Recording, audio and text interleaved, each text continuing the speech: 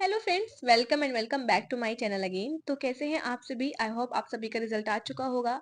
Result आप सभी ने देख लिया होगा। कुछ बच्चे क्वालिफाइड हैं, कुछ बच्चों के बहुत अच्छे मार्क्स हैं, लेकिन कुछ बच्चे ऐसे हैं जो नॉट क्वालिफाइड हैं, जिनके बारे में आज हम बात करने वाले हैं। क्योंकि नॉट क्वालिफाइड वाले बच्चे बहुत ज़्यादा परेशान हैं। मुझे बिल्कुल भी अच्छा नहीं लग रहा है। बहुत सारे कमेंट्स ऐसे हैं जो आ रहे हैं कि सब खत्म हो गया, ये वो। तो कुछ भी खत्म नहीं हुआ है। सिर्फ इतनी सी ही लाइफ नहीं होती है, लाइफ बहुत बड़ी होती है और ऑप्शंस भी आपके पास बहुत ज़्यादा होते हैं। सिर्फ यही ऑप्शन नहीं है कि आप सिर्फ आपने पेपर दिया, अ, आप काउंसलिंग के लिए एलिजिबल नहीं हो तो फिर आपकी ज़िंदगी खराब है या फिर सब खत्म हो गया, ऐसा कुछ नहीं होता है। तो बिल्कुल भी निराश होने की ज़रूरत नहीं है। बहुत सारे रास्ते होते हैं जिससे आप कामयाब हो सकते हैं। बहुत सारे रास्ते ऐसे होते हैं जिससे आप अपना करियर बना सकते हैं नर्सिंग डिपार्टमेंट में, ठीक है? तो अभी जो बच्चे नॉट क्वालिफाइड हैं, उन सब के लिए मैं अभी कुछ ये वीडियो बना रही हूँ। तो अभी इस वीडियो को लास्ट तक ज़रूर देखना। अगर बिल्कुल थोड़ा-सा भी आपको लगता हो कि हाँ, हमें दीदी की बातों से असर हुआ या फिर बहुत अच्छा लगा, अच्छा फ़ील हुआ, तो आप वीडियो को लाइक अभी से कर दें और एक प्यारा-सा कमेंट ज़रूर कर देना। वैसे तो बहुत सारे बच्चे हैं जिनके बहुत अच्छे मार्क्स हैं, लेकिन जिन बच्चों के मार्क्स बहुत कम हैं, उनके बारे में आज हम बात करने वाले हैं कि थोड़ा-सा वक़्त उन बच्चों को भी दिया जाए, ठीक है? ऐसा नहीं कि जिन बच्चों के बहुत हाईएस्ट मार्क्स हैं, जो केजीएमयू या एसजीपीजी में वो कर रहे हैं, उनके लिए वो पार्टिसिपेट कर रहे हैं, तो उनकी ही बातें की जाएँ, ठीक है? उनकी बातें सब करते हैं, लेकिन मैं यहाँ पर नॉट क्वालिफाइड वाले स्टूडेंट्स की बात करने वाली हूँ। तो जो नॉट क्वालिफाइड वाले स्टूडेंट्स जो रहते हैं, उनका सपना है कि वो बीएससी नर्सिंग में एडमिशन लें, ठीक है? उनका क्या सपना रहता है कि वो बीएससी नर्सिंग में एडमिशन लें, लेकिन इत्तेफ़ाक से या फिर किसी भी रीज़न से वो नॉट क्वालिफाइड हैं। वो काउंसलिंग के लिए एलिजिबल हैं ही नहीं, वो काउंसलिंग नहीं करा सकते।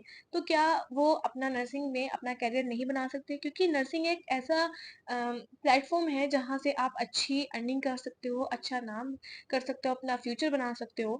तो क्या नर्सिंग में आप एडमिशन नहीं ले सकते? तो इसी बारे में आप बात कर सकते हैं कि क्या इन नॉट क्वालिफाइड स्टूडेंट को मौका मिलेगा काउंसलिंग के लिए? नहीं मिलेगा, ठीक है? तो सबसे पहले तो हम लास्ट ईयर की बात कर लेते हैं। अगर लास्ट ईयर की बात की जाए ना कि हमें मौका मिला था या नहीं मिला था, तो नॉट क्वालिफाइड वाले स्टूडेंट को अभी हम देख रहे हैं 2-3 साल से कि नॉट क्वालिफाइड वाले स्टूडेंट को मौका नहीं मिल रहा है। तो ये तो अगर आप सोच रहे हैं कि अगर आप नॉट क्वालिफाइड हैं और आप काउंसलिंग के लिए लास्ट तक अ, एडमिशन ले सकते हो या नहीं, तो उसके लिए आप थोड़ा-सा ना माइंड में से ये चीज़ अभी से निकाल दो कि हाँ, हम लोग नहीं एलिजिबल हैं। अगर मौका मिलता है तो बहुत अच्छी बात है, आप अभी तक शांत रहें, कोई दिक्कत नहीं है, लेकिन ऐसा कदम बढ़ाएँ जिससे आपके पास दूसरा भी ऑप्शन हो, ठीक है? तो अगर लास्ट ईयर की बात की जाए तो भी नॉट क्वालिफाइड को मौका नहीं मिला था काउंसलिंग के लिए, उससे पिछले साल की बात की जाए तब भी उनको मौका नहीं मिला था। तो जो नॉट क्वालिफाइड है तो इसका मतलब वो नॉट क्वालिफाइड हैं, वो इस साल प्राइवेट कॉलेज में एडमिशन नहीं ले सकते हैं। तो वो ऐसा क्या करें जो अपनी नर्सिंग में अपना करियर बना लें और नर्सिंग ही उनका प्लेटफ़ॉर्म रहे रहे, ठीक है? तो नर्सिंग के लिए अ, नर्सिंग एक आपका जो नर्सिंग में आपका एएनएम भी आता है, आपका जीएनएम भी आता है और आपका बीएससी नर्सिंग आता है। बीएससी नर्सिंग को ज़्यादा अहमियत दी जाती है और बीएससी नर्सिंग इन सब कोर्स से इन थोड़ा-सा हाई लेवल का है। जीएनएम आपका 3 इयर्स का होता है, ठीक है?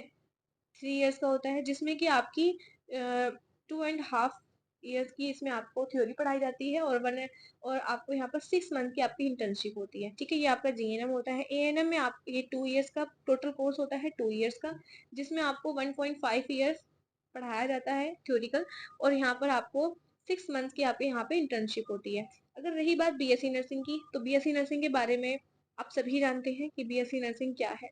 बीएससी नर्सिंग एक 4 साल का कोर्स होता है, जिसमें कि हमारे सेमेस्टर वाइज़ होता है। आपका जीएनएम और एएनएम जो है ये ईयर वाइज़ होते हैं।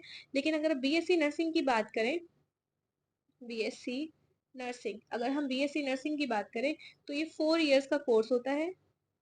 4 इयर्स का कोर्स होता है जिसमें कि 8 सेमेस्टर होते हैं, ठीक है? 8 सेमेस्टर होते हैं, जो कि 6 मंथ का 1 सेमेस्टर होता है। तो 7 सेमेस्टर हमारे जो हैं, वो साढ़े 3 साल के हो गए और जो लास्ट सेमेस्टर होता है, उसको भी हम काउंट करते हैं, वो इंटर्नशिप का हमारा सेमेस्टर होता है। तो ये होती है हमारी बीएससी नर्सिंग।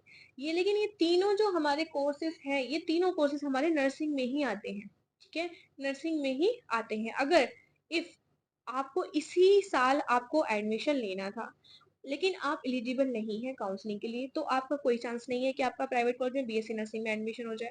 लेकिन मैं आपको एक चीज़ और सजेस्ट करना चाहूँगी, अगर आप नर्सिंग में ही जाना चाहते हैं तो यूपीजीईटी, यूपीजीईटी जीएनएम यानी कि जीएनएम जो कि हमारा 3 इयर्स का कोर्स है, उसके लिए अभी फॉर्म निकले हुए हैं जिनकी लास्ट डेट 29 मई तक है। ठीक है, 29 मई तक है।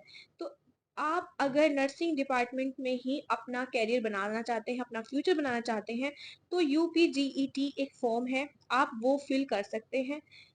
इससे भी आप जीएनएम में जो जीएनएम में एडमिशन ले लेंगे। अगर आपके मार्क्स कम आते हैं, आप प्राइवेट कॉलेज के लिए एडमिशन ले सकते हो। अगर आपके मार्क्स बहुत अच्छे आते हैं तो आप गवर्नमेंट कॉलेज में भी एडमिशन पा सकते हो। अगर आपको जीएनएम के बारे में नहीं पता ज़्यादा, तो मैं जीएनएम के बारे में इतना आपको बताना चाहूंगी कि जो इसका एंट्रेंस एग्जाम होता है वो बहुत ही लो लेवल पे इसके क्वेश्चंस आते हैं। ऐसा नहीं कि इसका सिलेबस बहुत ज्यादा हाई फाई है तो आप लोग नहीं कर पाते हो। तो सिलेबस इसका मैं बता देती हूँ। जो इसका सिलेबस है यूपीजीईटी का, इसमें मैं आपको पूरा इंटरफेस ही खोल कर दिखाती हूँ। ठीक है, आपको पूरा इंटरफेस हम खोल कर दिखाते हैं आपका यूपीजीएनएम के लिए, कि यूपीजीएनएम के लिए आपको क्या क्या पढ़ना पड़ेगा। ठीक है, ये सीपीईटी यूपीजीईटी, यहाँ पे यूपीजीईटी हम हिंदी में इसको ओपन कर लेते हैं।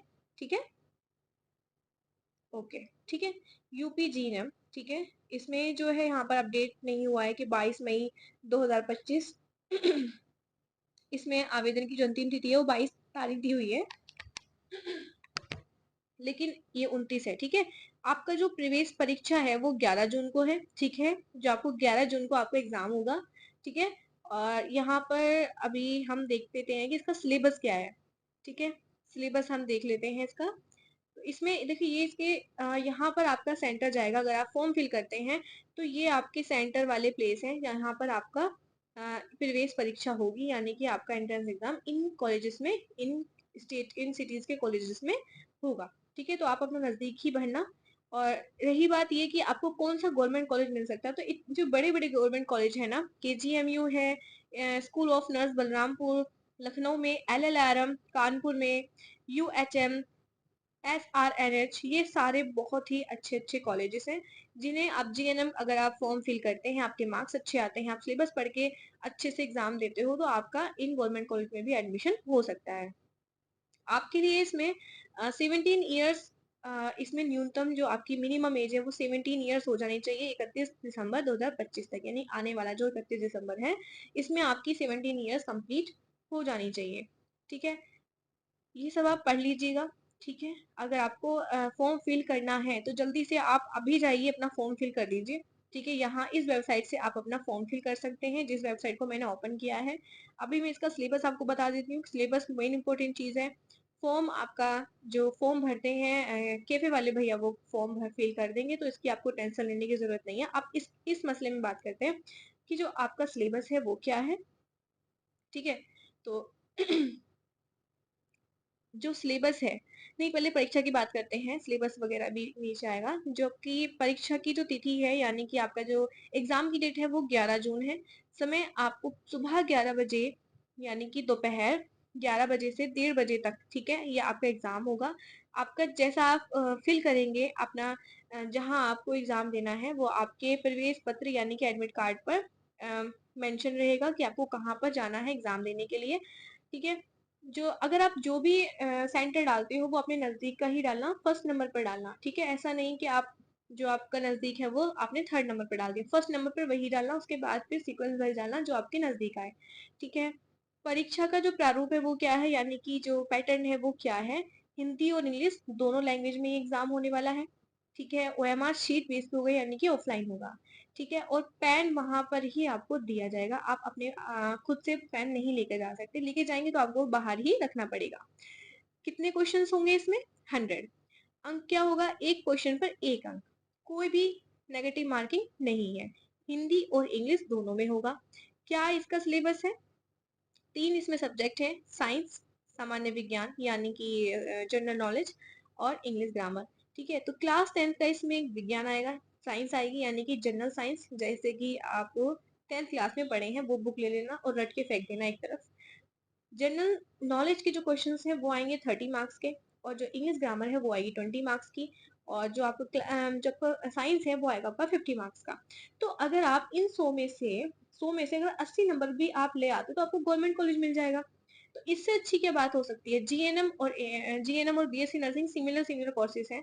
रही बात ये कि बीएससी नर्सिंग के बाद चांसेस ज्यादा रहते हैं, ऐसा कुछ नहीं है। जीएनएम भी सेम ही लेवल पे रहता है। जीएनएम के बाद आपको एक्सपीरियंस की जरूरत पड़ती है 2 इयर्स की। अगर आप कहीं भी जाते हो जॉब के लिए तो आपको 2 इयर्स के यहाँ आपको समझाती हूँ। अगर आप जीएनएम के बाद अगर आप एडमिशन लेने जाते हो तो आपको 2 इयर्स का एक्सपीरियंस की जरूरत होती है। 2 इयर्स के एक्सपीरियंस की जरूरत होती है, तभी आपको सेम वही चीजें आपको मिलेंगी जो आपको बीएससी नर्सिंग में मिलती हैं। ठीक है।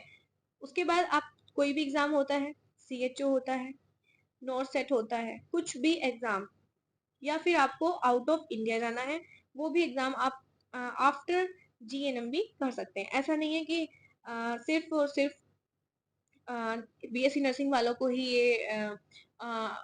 ये अपॉर्चुनिटी रहती है, ऐसा कुछ नहीं है। आपको जीएनएम करने के बाद भी आपको ये अपॉर्चुनिटी मिलती है कि आप इन सभी कॉम्पिटिटिव एग्जाम में पार्टिसिपेट कर सकते हैं। सिलेबस मैंने आपको बता ही दिया है, साइंस, जीके और इंग्लिश। ठीक है। ये 50 मार्क्स, ये 30 मार्क्स, ये 20 मार्क्स। ठीक है। इतना सा आपका सिलेबस है, बिल्कुल कुछ नहीं पढ़ना है। ना फिजिक्स केमिस्ट्री जो भी टेंशन रहती है वो टेंशन आपको निकाल देनी है। ठीक है। तो जाइए अभी से अभी आपका फॉर्म फिल कर दीजिए। फॉर्म फिल मैंने बता दिया है आपको। आपको इस साइट पर जाना है, अटल बिहारी वाजपेयी वाली वाल पर। ये आप नोट कर लीजिए, ABBMU। ठीक है। इस पर जाना है, इस पर आपको स्क्रॉल करना है नीचे, UP GNM entrance test UPGAT, आप इसको क्लिक करना है। लॉगिन पर आपको क्लिक करना है। लॉगिन करेंगे तो यहाँ पर आपको registration ID and password, login नहीं करना है। अगर आपको रजिस्ट्रेशन करना है, लॉगिन आप तब करेंगे जब आपका रजिस्ट्रेशन हो जाएगा। आपको सबसे पहले रजिस्ट्रेशन करना है। रजिस्ट्रेशन करने के लिए सिमिलर सी कुछ सॉरी बेसिक सी कुछ यहाँ पर इन्फॉर्मेशन चाहिए होगी जो आपको फिल कर देनी है, और यहाँ पर आपको रजिस्ट्रेशन कर देना है। रजिस्ट्रेशन कर देंगे, आपके पास रजिस्ट्रेशन ID आ जाएगी, पासवर्ड आ जाएगा, उसके बाद फिर आप लॉगिन कर सकते हैं। ठीक है। लॉगिन करने के बाद फिर आप अपना फॉर्म आगे तक के लिए भर सकते हैं।